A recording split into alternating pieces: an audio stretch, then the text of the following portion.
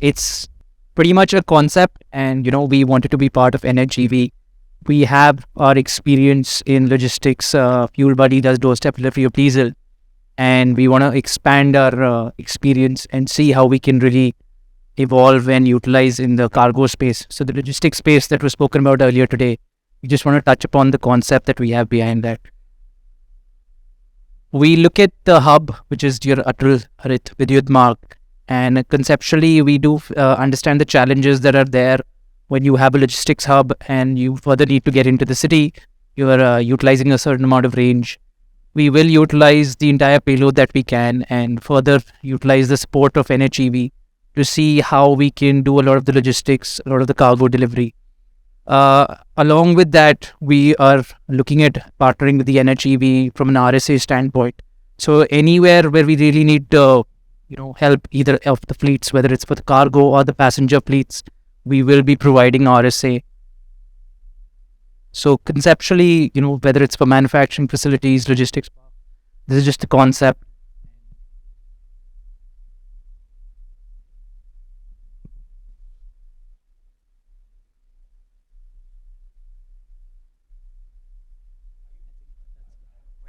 So, are you using ICE or are you using EVs now already in the three-wheelers? As I mentioned, this is concept. Oh, it's a concept. There are certain parts of it where we do have the experience. So we are already present in 130 cities where we are running our own fleets, obviously from an ICE standpoint. What's the size of the fleet?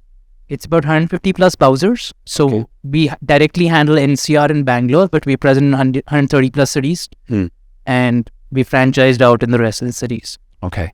And you're looking for trucks, and you're looking for four-wheelers and three-wheelers both, or you just want to do four-wheelers? We would prefer doing four-wheelers because obviously, you can sweat your asset much more. You have a better payload. Sure. So that entire, 4 lakh, 8 lakh that you need to amortize per kg. Is this like a Carrefour model? I mean, is it something? Yes. I mean, I'm very close. I do a lot of work in UAE. So we are expanding to the Middle East as we speak. Right. Right. B2C, yeah, sure.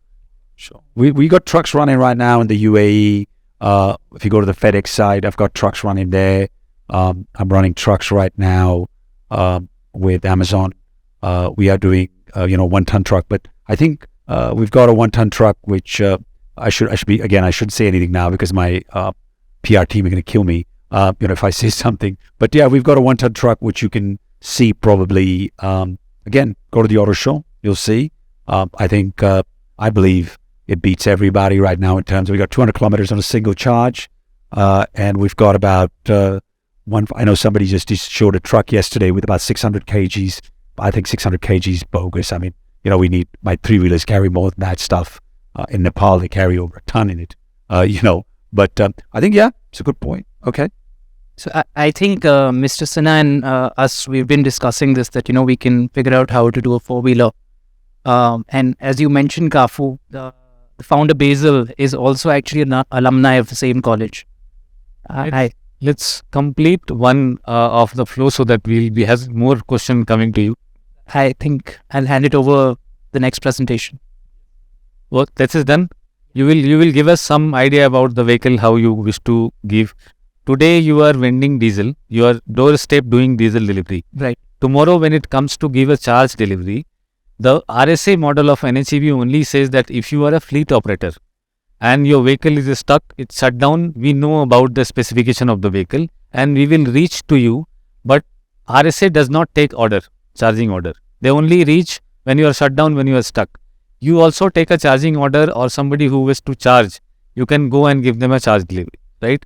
To a certain extent, this, and then into the roadside assistance, will you be more comfortable to go with Isuzu?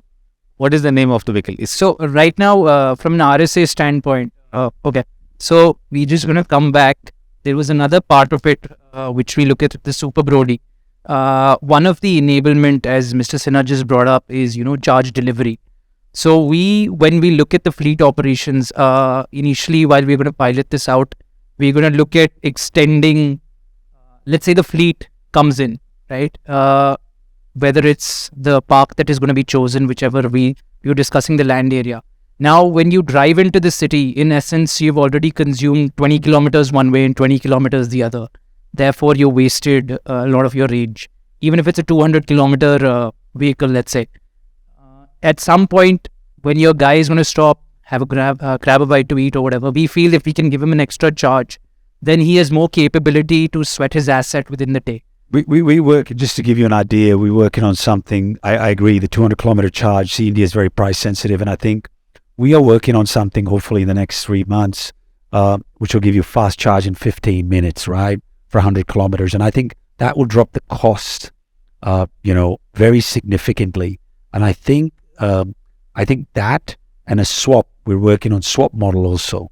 So I think that could also possibly work because it'll reduce your cost by 30% if you drop in the swap model for the truck, right? But I think you can get fast charging. We're working on something for 15-minute fast charging and hopefully by March end.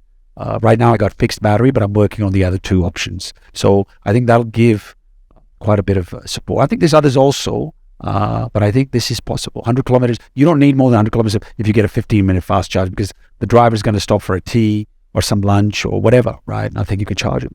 In that standpoint, you face the challenge of real estate is not infinite. So you can't keep setting up charges everywhere. I think Praveen and I had this conversation the other day. At a certain point in time, you will face the challenge that you're not going to have a convenient charger, even if it's the fastest charger possible. Secondly, it impacts your battery life.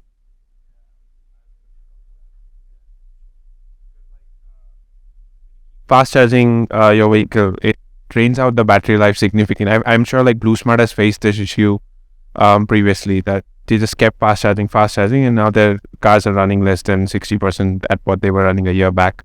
So I guess like if someone comes in and does a groundbreaking discovery there, it might help, but like just doing fast charging won't help. Again, I work with quite a different group of technology. Blue Smart might be having that issue. With Log9, we got 15,000 cycles. We're guaranteeing with Log9 on that. It's a 35-minute fast charging. We are working now with, again, I got an NDA, so I better keep quiet on the name, but we are working on 15-minute fast charging. That should not give, there will be an issue, but I think we can give, there is technologies out there right now that will give you that concern of yours to be fixed. I think over the next 3 months we might be able to show you something that we worked in Korea and in my R&D center in Thailand. That we might be able to show you something which might allay your concerns. I know you're doing some great work. I've seen your work all across this country. So I think there is some solutions to this. But again, technology is changing so fast. Let's be honest, technology is changing so fast. Biggest problem for people like us is, man, we invest in one technology and by that time a new technology comes out. You fall behind. The problem is you invest money non-stop, right? And how do you get your IRR? So I think there is a lot of work going on in this space. So I think you'll see something. I think this year is going to bring a lot of change, I think, and especially with technology. In this technology, I think what you are saying and what Praveen is saying is, as of now, a very huge limitation. If you do not charge on the slow charger, it is going to hit, and it has proven to be true as of now. Now, what comes next and what kind of battery is changing very fast. What kind of battery will come next is very difficult to predict. So you will have to prepare yourself for many uncertainties which will come and which will change the battery charging segment completely. So Uday, one more thing, even though the batteries that are on board on the vehicles, let's say they change the way they can take more fast charge, you can't immediately replace the entire ecosystem of vehicles that's already there. So they already have the battery which is onboarded, which may not accept such a fast charge. It's a very, very true situation. I think the other option, look, there are no answers for everything. Okay. I just think, I think what can change, we are working on swap. Now swap can get you around this, right? We are putting significant amount of vehicles on swap. So if we give you swap, then this is not a problem. So I'll just leave it with the last comment because I think someone else also needs to come and give their presentation. No, so I was waving him for the next presentation. Yeah. No, complete. So when we look at it, and that's why we love being part of the working group, right? We want to look at ourselves as solution providers, and we want to look at this as a team because there's enough to go around. And as everyone's mentioned, you have to continue to evolve, but we can continue to find those solutions as we go ahead. Okay. For us, finalizing the four-wheeler, looking forward to the expo because we want to see what options are out there. Want to obviously discuss it with you because the three-wheeler at the moment does not make as much sense. So four-wheeler will be required. Come see. It's not just me. I'm not only about OSM. I think there's a couple of guys and gals that are showing products. I think it's going to build the ecosystem. I think you should definitely, all of you should go and see. I've been spending quite a few nights. I'm a guy on the front line always. My nights are at the auto show recently. So a lot of good work. So please go and see. There's some new technologies coming out, so it's very interesting stuff. I've seen everything because I've already been down a couple of nights. But I think you'll see some very interesting stuff. But yeah, on the 12th, at 2:25, come and see. I got I named the trucks after my son, M1K range. Please come have a look. You'll see something interesting. All the best, and looking forward to have those trucks very soon on the roads. Yeah. So anything else you want to add, or we can move to the next? Thank you.